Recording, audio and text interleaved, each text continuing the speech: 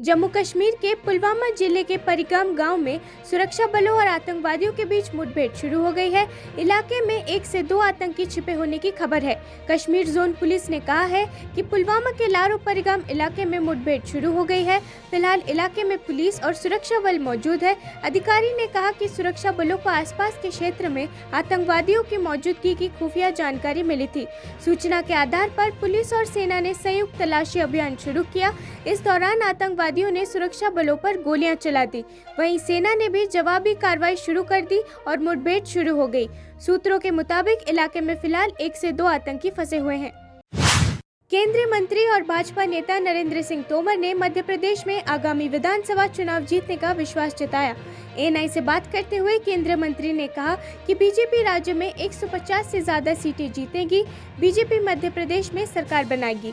आज सेवानिवृत्त आईएएस अधिकारी एमके अग्रवाल, राजीव मिश्रा और वेद प्रकाश शर्मा बीजेपी में शामिल होने के अवसर पर नरेंद्र सिंह तोमर ने कहा, हम 150 से अधिक सीटें जीतेंगे। बैठक में तोमर ने कहा कि पार्टी के केंद्रीय नेतृत्व ने मुझे जो जिम्मेदारी दी है उसकी पूरी तरह से निर्वहन करूंगा।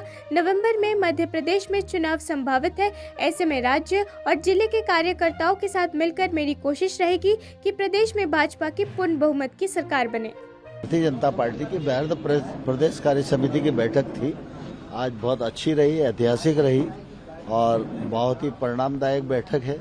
इससे सभी लोग ऊर्जा लेकर अपने अपने घरों पर पहुंच रहे हैं और सब चुनाव जिताने में लगेंगे और भारतीय जनता पार्टी सरकार बनेगी। कुछ आईएएस अधिकारी भी जो है रिटायर हैं वो भी पार्टी में शामिल हैं। हाँ, आज भारतीय जनता पार्टी में सम्मिलित होने वालों में रिटायर्ड आईएएस अफसर एमके अग्रवाल हैं, राजीव मिश्रा हैं और वेद प्रकाश शर्मा हैं। तीनों आईएएस अफसर हैं, उन्होंने भारतीय जनता पार्टी ज्वाइन की है। पटना कोटा एक्सप्रेस में यात्रा कर रहे 90 यात्रियों के एक जत्थे में से 2 यात्रियों की मौत हो गई और 6 अन्य बीमार हो गए। अधिकारियों ने बताया कि शुरुआती जांच में यात्रियों की मौत की वजह डिहाइड्रेशन बताई जा रही है। एएनआई के मुताबिक रेलवे आगरा मंडल के सहायक वाणिज्य प्रबंधक वीरेंद्र सिंह ने बताया, पटना कोटा एक्सप्रेस से सूचना मिली थी कि 2 यात्रियों की मौत हो गई है और 5 यात्री अस्पताल में भर्ती है। डॉक्टर के मुताबिक मौत का कारण डिहाइड्रेशन है। वहीं समाचार एजेंसी पीटीआई के मुताबिक सभी 90 यात्री छत्तीसगढ़ के रायपुर से काशी गए थे और वहां से पटना कोटा एक्सप्रेस में मथुरा जा रहे थे। बीमार हुए 6 यात्रियों में से 5 लोगों को आगरा के रेलवे अस्पताल में भर्ती कराया गया है, जबकि छठे शख्स का इलाज एसएन मेडिकल कॉलेज में चल रहा है। पटना कोटा एक्सप्रेस थी तो ये 32-37 करके ट्रेन है, उसमें खबर मिली थी कि एक यात्री बीमार है। तो 2:30 बजे करीब खबर मिली तो हम लोगों ने अपना स्टाफ भेजा वहाँ पे और डॉक्टर साहब भी अटेंड किया है। तो उस पर वो डेड हो गया था वो आदमी। नेक्स्ट थोड़ी देर बाद एक और यात्री उसमें एक्सपायर हो गया। तो कुल मिला के 2 यात्री उसमें एक्सपायर हुए हैं। 5 यात्री जो बीमार थे उनको रेलवे हॉस्पिटल में एडमिट करा दिया है। एक को एसएन हॉस्पिटल हमने रेफर करा दिया है। तो क्या रीजन रहा? रीज़न तो बेसिकली जो जहाँ तक डॉक्टर से बात हुई है वो डिहाइड्रेशन का बता रहा है। मथुरा उतरना था इन लोगों को, फिर इन लोगों को मथुरा उतरना था।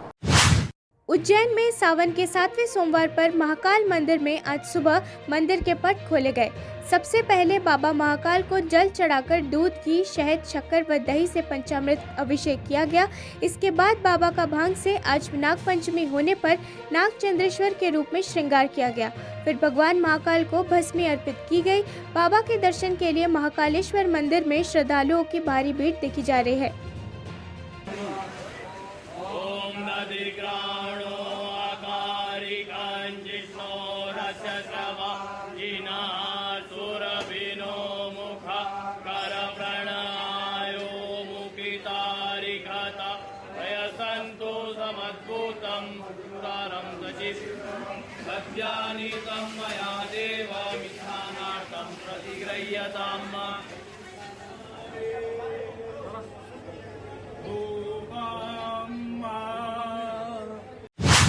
सीपीआईएम के महासचिव सीताराम येचुरी ने कहा कि सभी समूह के कार्यकर्ताओं के निरस्त्रीकरण के बिना मणिपुर संकट का समाधान नहीं होगा और उन्होंने भाजपा सरकार से युद्धरत कुकी और मैतेई समुदायों के साथ बातचीत शुरू करने के लिए भी कहा।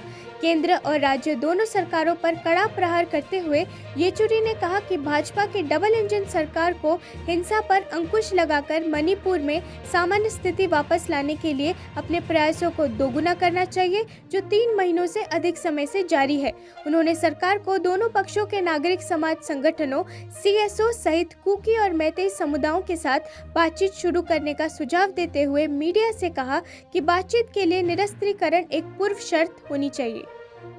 Do you really believe that the disarmament of all these armed outfits, whoever disarmament of this armed outfit, who has been sporadically firing each other and killing the innocent people, should be stopped before any sort of peace negotiation? Absolutely. Absolutely. That has to be the precondition. The talks will have to begin with that. The talks will have to begin with that, and it's always been the truth. The talks will have to begin saying ceasefire, then we'll set up proceed on the issues. And that is where the governments of the day matter. That is, I mean, they have the authority, they have the instruments of state power, they matter there. The fact that for the last 3.5 months, both the governments at the center and the state, either for either reason, either incompetent or complicit, that nothing tangible advance has happened. Please call, both at the central level and state level, please call meetings of all the opposition parties, talk to them, take. Janata Dal United के राष्ट्रीय अध्यक्ष ललन सिंह ने आरोप लगाया है कि Bharatiya Janata party के शासन में भारत का संविधान खतरे में है और उन्होंने आरोप लगाया कि यदि बीजेपी एक बार फिर सत्ता में आई तो वो भारतीय संविधान को बदल देगी। नालंदा में पार्टी के कार्यक्रम को संबोधित करते हुए जेडीयू प्रमुख ने प्रधानमंत्री नरेंद्र मोदी पर निशाना साधते हुए देश के प्रधानमंत्री के रूप में उनके 9 साल के कार्यकाल पर सवाल उठाए। उन्होंने कहा कि प्रधानमंत्री को बताना चाहिए कि कौन सा विकास कार्य उन्होंने पिछले 9 वर्षों में किया है। अगर प्रधानमंत्री मोदी 2024 में सत्ता में लौटेंगे तो वो डॉक्टर BR अम्बेडकर द्वारा तैयार किए गए संविधान को बदल देंगे और इसकी जगह नरेंद्र मोदी संविधान बनाएंगे। पूरे लोकतंत्र को अपने नाम से कर रहे हैं, पूरे लोकतंत्र को अपने नाम पर लिखवा। अभी देखा कुछ दिन पहले, हमने 4-5 दिन पहले उनके यहाँ कोई सलाहकार है, उन्होंने कहा कि पुराने संविधान को बदल के नए संविधान को बनाने की जरूरत है। अगर 2024 में फिर वो वापस आ गए तो आप एक बार जान लीजिए, पुराना डॉक्टर भीमराव अम्बेडकर और जो संविधान सभा की बनाया हुआ जो संविधान है उसको बदल कर नरेंद्र मोदी संविधान को करने वाले। इसलिए खतरनाक है और इसलिए आपकी भूमिका बहुत महत्वपूर्ण। क्या हो रहा है देश में? जब चुनाव आता है तो भावना भड़का के वोट लिया जाता है। लोक लुभावन जो नारा होता है वो नारा दिया जाता है। 2014 में आप तो बताना चाहिए ना इस देश के आदरणीय प्रधानमंत्री जी को कि 9 साल 2014 से 2023 9 साल हो गया। इस 9 साल में इस देश में क्या क्या काम आपने किया है, यह तो।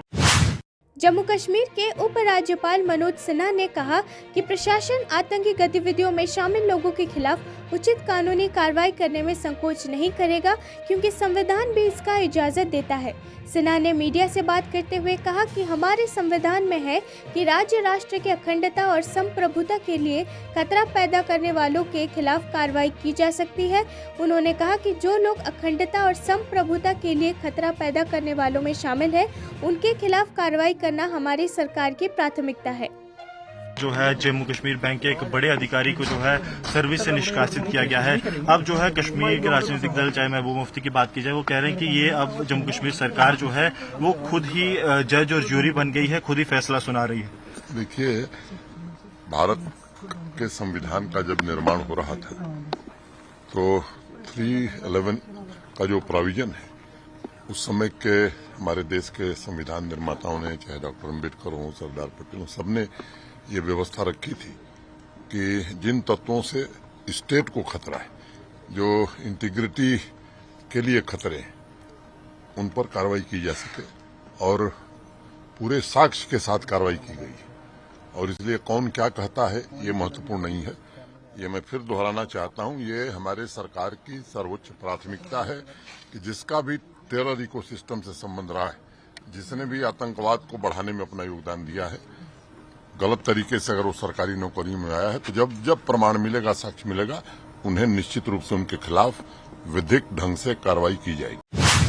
असम पुलिस ने कछार जिले में 6 विदेशी ब्लैक पाम कॉकटेल पक्षियों को बचाया। अधिकारियों ने रविवार को कहा कि ये प्रजातियां ऑस्ट्रेलिया, पापुआ न्यू गिनी और इंडोनेशिया में पाई जाती है। ढोलाखाल सीमा चौकी के पुलिस कर्मियों ने गश्त के दौरान देखा कि कुछ लोग संदिग्ध सामान ले जा रहे थे। जब पुलिसकर्मी मौके पर पहुंचे तो तस्कर किसी तरह भागने में सफल रहे और 6 पक्षियों वाले 3 पिंजरे को छोड़कर भाग गए। कछार एएसपी सुब्रत सिंह ने कहा कि हमने 6 विदेशी पक्षियों ब्लैक पाम कॉकटेल को तस्करों से बचाया है।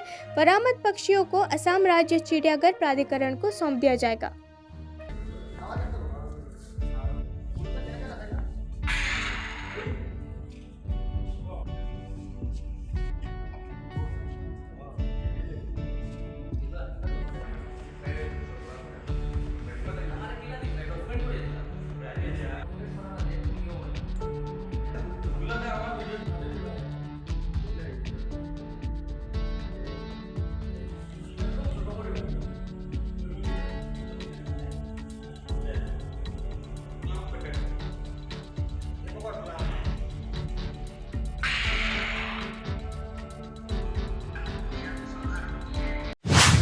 लोकसभा चुनाव 2024 की तैयारियों में सभी राजनीतिक पार्टियां लग गई हैं। इस बीच नए गठबंधन Indian national developmental inclusive alliance INDIA को लेकर ताज़ा अपडेट आई है। कांग्रेस नेता PL पुनिया ने दावा किया है कि इंडिया गठबंधन ने तय किया है कि प्रधानमंत्री का चयन सत्ता में आने के बाद किया जाएगा।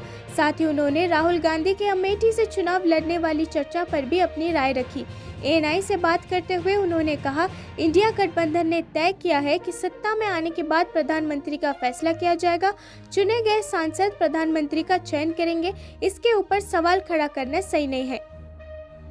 इंडिया अलायंस ने निर्णय लिया है कि जो आमतौर से इसके बारे में आम सहमति है कि